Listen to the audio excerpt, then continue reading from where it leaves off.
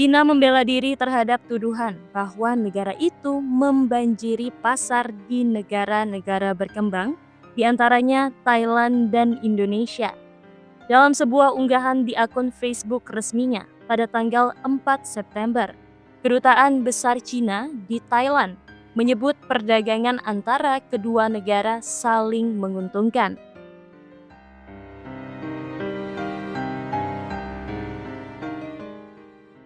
Sebagian besar dari apa yang disebut sebagai barang murah itu adalah produk yang digunakan dalam kehidupan sehari-hari, makanan, produk kesehatan, pakaian, aksesoris, dan lain-lain yang jumlahnya kurang dari 10% dari total nilai barang yang diimpor dari Cina, imbuh pernyataan itu.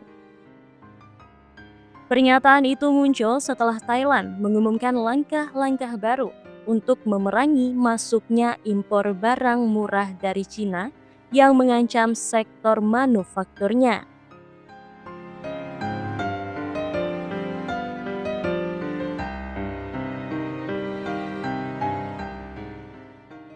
Surat kabar Bangkok Post melaporkan pada 28 Agustus bahwa Wakil Perdana Menteri dan Menteri Perdagangan Thailand, Phumtham-Wechayachai, mengatakan pemerintah akan membentuk gugus tugas yang terdiri atas 28 lembaga yang akan bertemu setiap 2 minggu untuk meninjau dan merevisi peraturan guna mengekang ancaman dari impor barang-barang murah Cina terhadap ekonomi Thailand yang sudah lemah.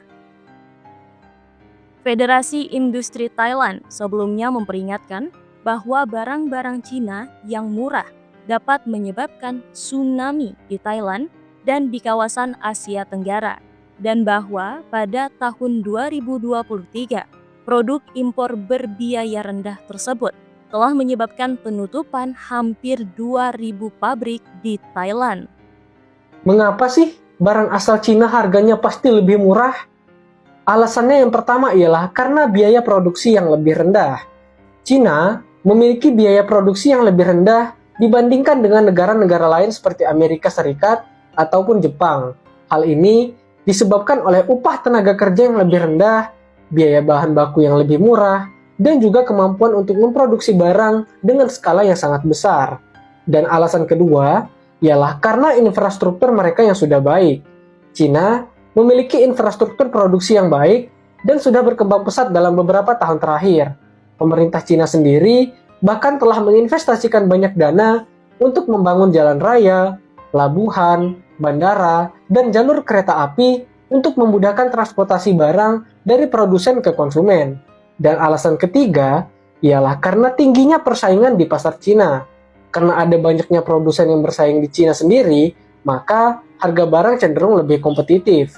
Produsen saling berlomba-lomba untuk menawarkan harga yang lebih murah agar bisa memenangkan pasar dan meningkatkan volume penjualan. Pavida Pananot, Profesor Bisnis Internasional di Sekolah Bisnis Thammasat di Universitas Thammasat di Thailand, menyatakan barang-barang Cina yang murah atau modal Cina seringkali terkonsentrasi di industri e-commerce dan kendaraan listrik Thailand. Meskipun investasi Cina telah meningkatkan penanaman modal asing di Thailand, hal itu juga telah mempersulit banyak perusahaan lokal yang lebih kecil untuk bertahan hidup. Sebelumnya, Joko Widodo kala masih menjabat sebagai presiden, mengungkap perang dagang saat ini masih terus berlangsung.